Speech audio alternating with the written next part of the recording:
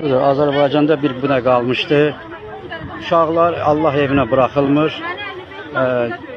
Sərhədlər də bağlandı. Allahın evləri də bağlandı artıq. Uşaqlar ziyarət eləyənməz Allahı. Harada görülür ki, Allahı ziyarət eləyənməz uşaqlar. Beləncə, nə vaxtacan dözmək, nə vaxtacan səbir edək.